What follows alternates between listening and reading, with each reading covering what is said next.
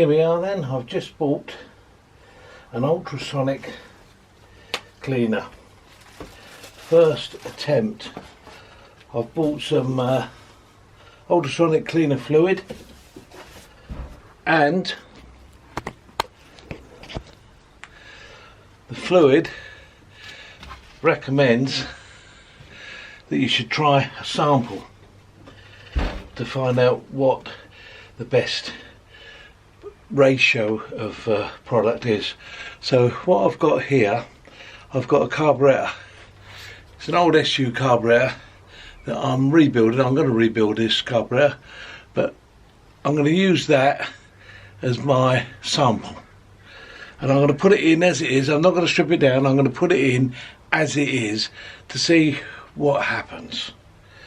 So the first thing I've got to do is something that most blokes don't do. It goes against the grain. As a bloke, you've got to read the manual.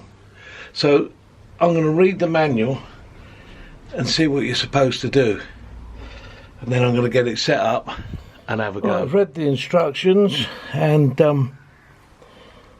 understand what it says. And what I've had to do with this carburetor, look, I've taken this carburetor apart because it wouldn't fit as one unit into this basket, but I've taken it apart and I think that fits in quite nicely. This is a 10 litre unit, so do not fill above the max line once the product is in. So I'm going to fill it to the min with water, put the product in, and then add water and detergent as need be to the max.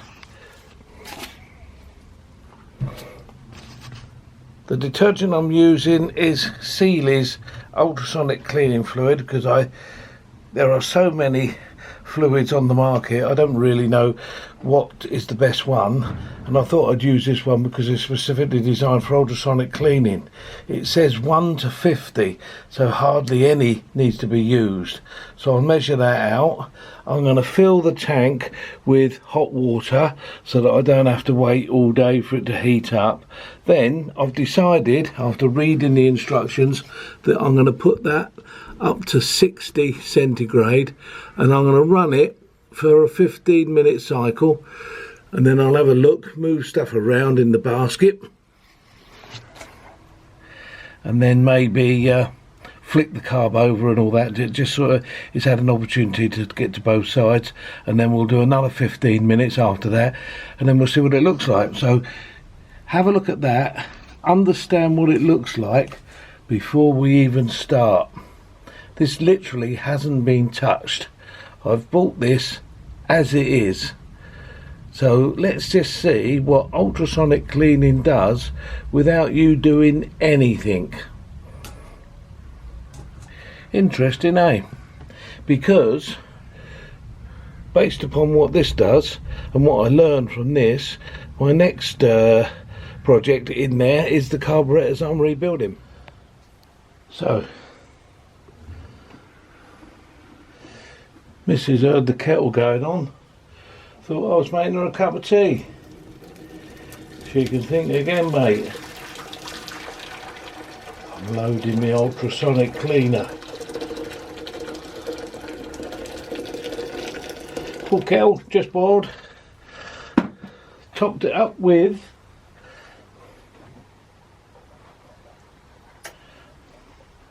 hot water from the tap, which is pretty hot as well. I'm only got it for the minimum because I've got to put the product in and I've got to put the cleaner in. 1/50 is that.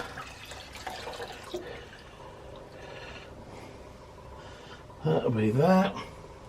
Then when I put the product in, let's see where the level comes. See, so it can actually have a little tiny bit more to take it up to the maximum, which is about there. So now we're loaded. We've got the water in, we've got the product in, we've got the cleaning fluid in. So what we've got to do now, plug it in,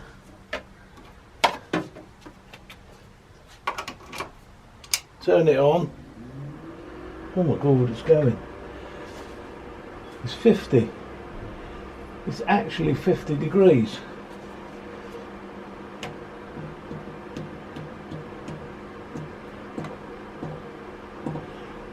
It's actually 50 degrees. It's got a 5-minute timer on. I'm going to put that up to 15. I'm going to have to leave it for a while because I know these things do take a long time to heat up. I'm going to let that heat up to 60. It's on for 15 minutes. We'll run it for 15 minutes, then we'll have a stop, we'll have a little look, see what's in there, we'll turn the stuff around and have a little play. Come back when it's ready to go. There you go, look, after about 3/4 of an hour, we're now at 60, and now we're going to hit the start button.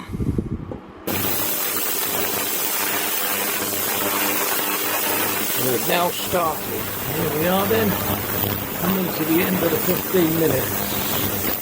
3, 2, 1, 0. End of the 15 minutes. So now we find out what it's like.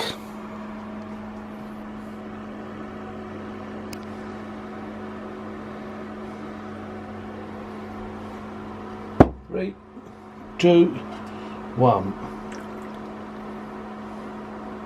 Off comes the lid. Let's mind the manual out of the way because you never know, you might need the manual again one day. Lift the basket up.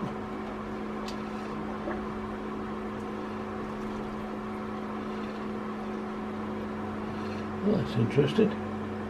The float bowl's moved. Now what we're going to do now is we're going to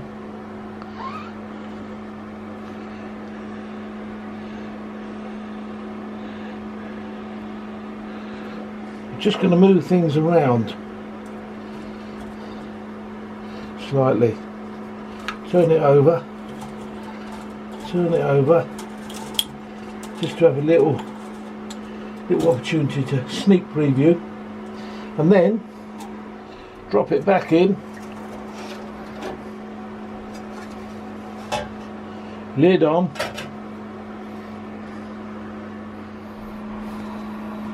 and another.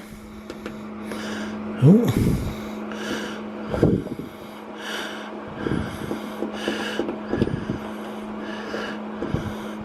Another 15 minutes.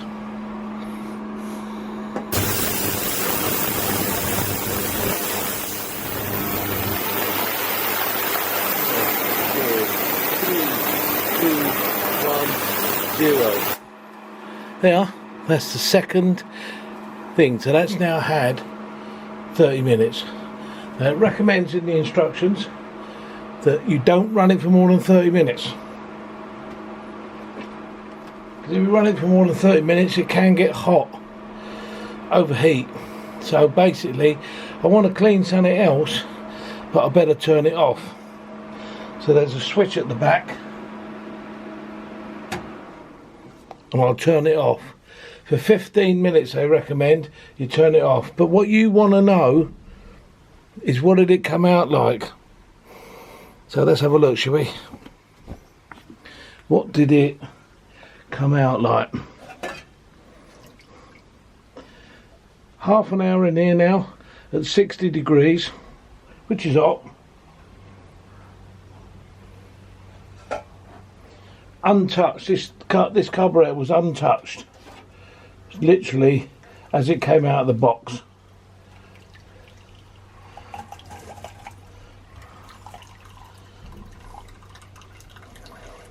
Well, the water itself is quite grimy, so obviously it's got rid of a lot of crap.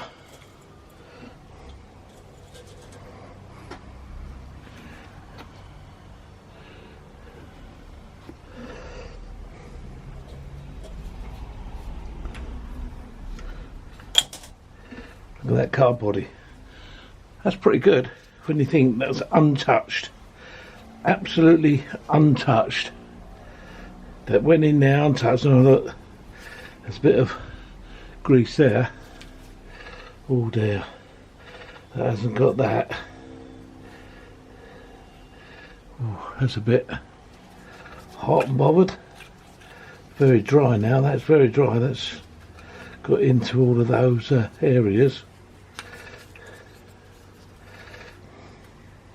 Well, so I'm of the opinion that you should clean things before you ultrasonic them.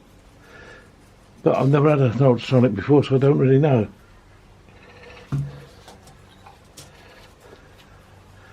Right, well, that's not really clean, is it? There's no way that could go back on the car. That's not clean.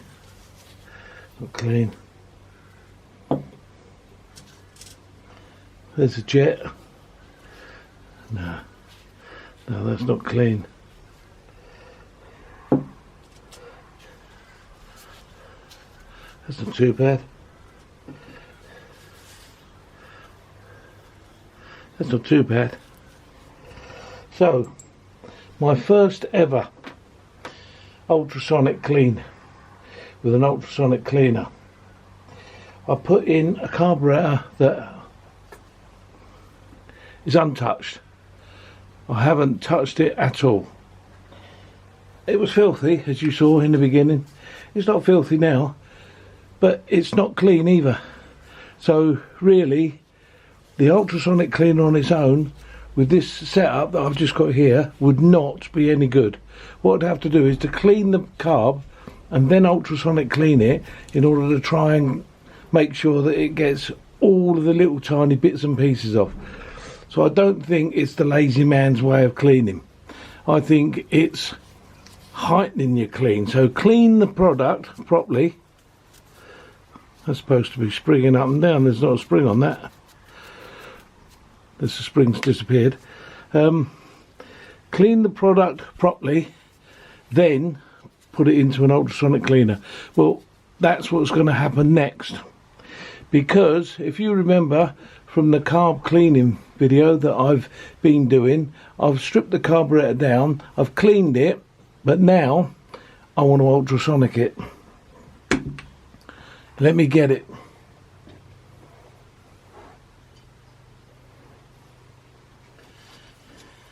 Here it is, already been cleaned intimately in a cleaning bath with a toothbrush, a blade, and being very fastidious about getting as much off as I physically could. And I think, compared to that one that's just been in the ultrasonic cleaner, I think this one's quite good.